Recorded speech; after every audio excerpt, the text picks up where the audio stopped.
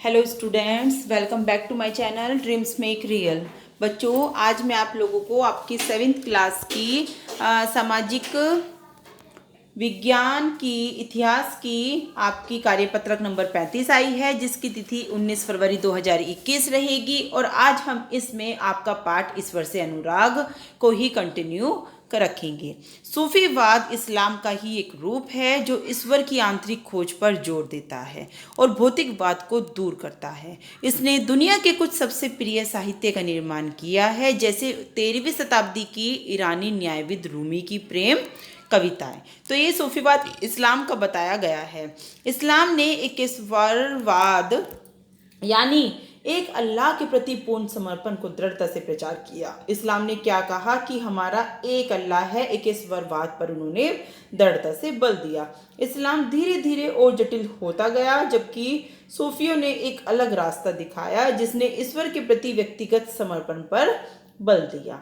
सूफी लोगों ने मुस्लिम धार्मिक विद्वानों द्वारा निर्धारित विशेष जो कर्मकांड थे और आचार संहिता को बहुत कुछ अस्वीकार कर दिया। क्या कर दिया बच्चों? सूफी लोगों ने, जो मुस्लिम धार्मिक विद्वान लोग थे जिन्होंने की विशेष कर्मकांड बनाए, आचार संहिता को बनाया, तो सूफी संतों ने उसको अस्वीकार कर दिया, उसको अमान्य कर दिया। वे ईश्वर के साथ ठीक उसी प्रकार जुड़े रहना चाहते थे जिस प्रकार एक प्रेमी दुनिया की परवाह किए बिना अपनी प्रियतमा के साथ जुड़े रहना चाहता है। कौन? सूफी लोग। जो कि सूफी लोग जो थे वो एक ईश्वर के प्रति दृढ़ता से समर्पित थे और वे अपने ईश्वर के साथ ठीक उसी तरह से प्रेमी एक प्रेमिका के साथ जुड़ा रहता है, उसी तरह से जुड़ने पर विश्वास रखते थे। सूफी संतों ने औलिया या पीर की देखरेख में जिक्र, नाम का जाप, चिंतन, समा को क्या कहते हैं? गाना भी। ठीक है बच्चों। और बताया गया है कि रक्स, नृत्य, नीति चर्चा, सांस पर नियंत्रण आदि के जरिए प्रशिक्षण की विस्तृत रीतियों का विकास भी किया है।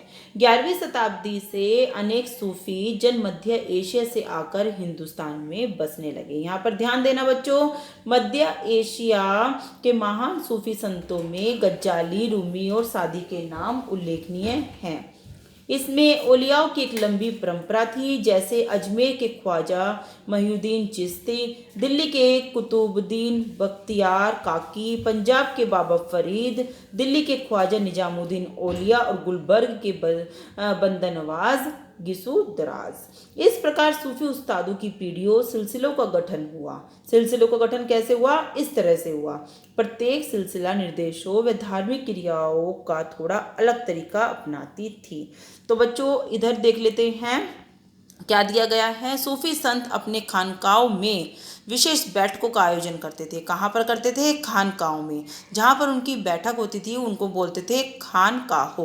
अक्सर लोग यह समझते थे कि सूफी औलियाओं के पास चमत्कारिक शक्तियाँ होती हैं जिनसे आम लोगों को बीमारियों और तकलीफ़ों से छुटकारा मिल सकता है। क्या लोग समझते थे कि सूफी संत जो होते हैं ना, इनके पास एक अद्भुत चमत्कारिक शक्तियाँ हैं कि लोगों की बीमारियों को दूर कर देते थे। सूफी संत की दरगाह एक तीर्थ स्थल बन जाता था जहाँ सभी इस ईमान धर्म के लोग हजारों की संख्या में इकट्ठे होते थे। क्यों? क्योंकि वो एक धर्म स्थल तो था ही, लेकिन लोगों का यह विश्वास था कि सभी बीमारियां यहाँ पर दूर हो जाती हैं। वे आध्यात्मिक विषयों पर चर्चा करते थे। अपनी दुनियादारी की समस्याओं को सुलझाने के लिए संतों से आशीर्वाद मांगते थे अथवा संगीत तथा नृत्य के जलसों में भी शामिल होकर चले जाते थे। देखो बच्चों, ये ही है जो जलसा दिखाया गया है। सूफी संतों की खानकाह है, ये बैठकों का आयोजन होता है। आगे देखते हैं। संतों और सूफियों में बहुत अधिक समानता भी थी, यहाँ तक कि यह भी माना जाता था कि उन्होंने आपस में कई विचारों का आदान प्रदान किया और उन्हें अपनाया। किसमें बच्चों? सूफी में और संतों में कुछ हद तक काफ़ी समानताएं थी। संत कवियों की तरह सूफी लोग भी अपनी भावनाओं को व्यक्त करने के लिए काव्य रचना किया करते थे।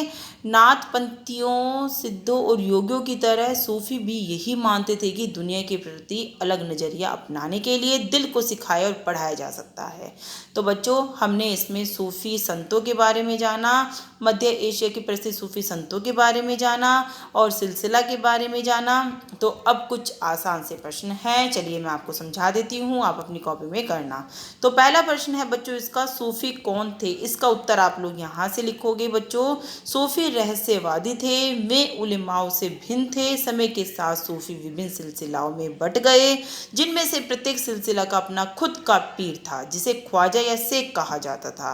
पीर और उनके शिष्य एक खानकाह अथवा धर्मशाला में रहते थे। बच्चों ये क्वेश्चन आप जरूर करना और उसको साथ ही याद भी करना, काफ़ी इंपॉर्टेंट क्वेश्चन आप लोगों का इस चैप्टर से है ये। मध्य एशिया के महान सूफी संतों के नाम बताने हैं। चलिए ये इसका उत्तर आप लोग लिखोगे बच्चों यहाँ से। मध्य एशिया के महान सूफी संतों में गज्जाली, रूमी और सादी के नाम उल्लेखनीय है यहाँ तक। ये आपका प्रश्न नंबर 2 का आंसर रहेगा, ये रहा। ठीक है बच्चों, लिखना मध्य एशिया के महान सूफी संतों में गज्जाली, रूमी और सादी के नाम उल्लेखनीय हैं। सिलसिला किसे कहते हैं? इससे आगे की लाइन यहाँ से यहाँ तक बच्चों आप लोग तीसरे का उत्तर लिख देना, ये आपका तीसरे का रहेगा आंसर।